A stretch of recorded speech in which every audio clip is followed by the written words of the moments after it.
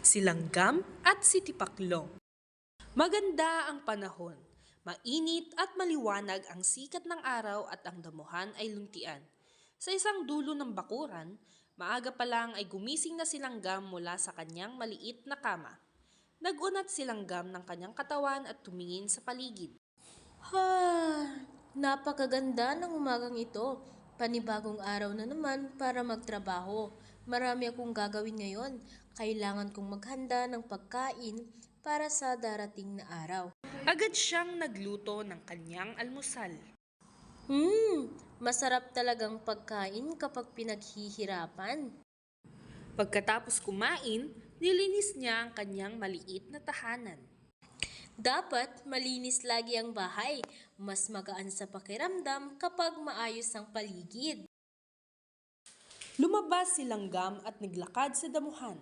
Habang naglalakad, napansin niya isang butil ng tinapay na nakakalat sa damuhan. Uy, may nakita akong tinapay.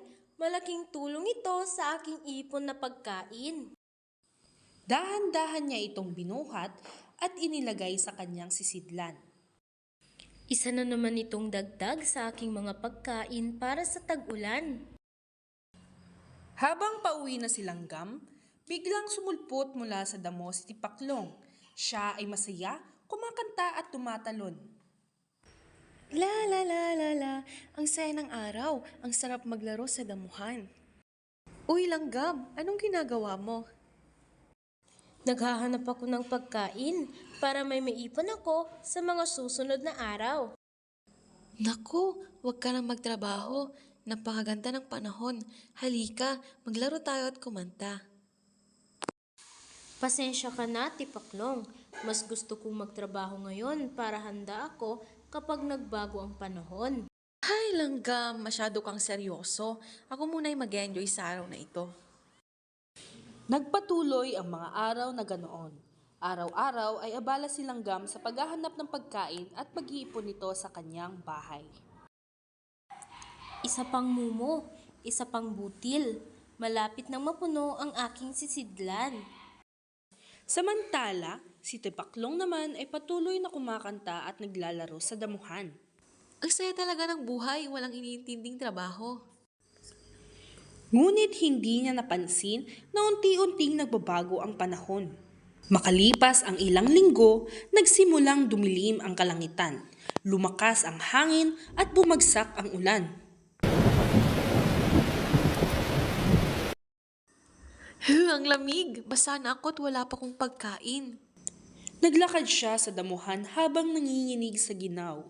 Saan kaya ako pupunta? Sana may matuluyan ako. Habang naglalakad, nakita niya ang bahay ni Langgam. Langgam! Nandyan ka ba? Sino yan? Ako ito, si Tipaklong. Mari ba akong pumasok? Kiniginaw na ako at walang makain. Pagbukas ng pinto, nakita ni Langgam si Tipaklong na basang-basa at nanginginig. Kawawa ka naman. Halika, pumasok ka muna. Maraming salamat, Langgam. Hindi ko naisip na darating ang ganitong panahon. Pinatuloy ni Langgam si Tipaklong sa loob ng kanyang bahay at binigyan ng pagkain. Maraming salamat sa iyong kabutihan. Natutunan ko ang mali pala ang ginawa ko. Dapat pala ay nagtrabaho din ako.